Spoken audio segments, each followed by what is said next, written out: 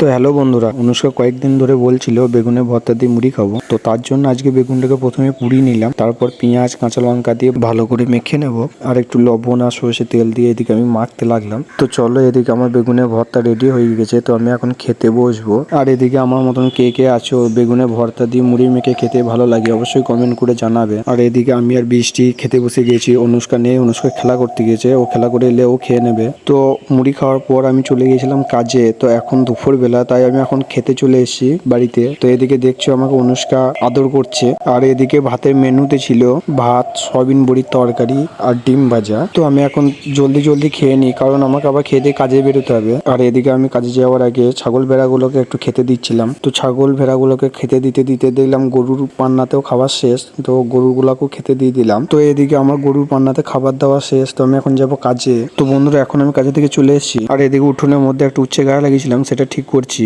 তো দেখা হচ্ছে পরের ভিডিওয়।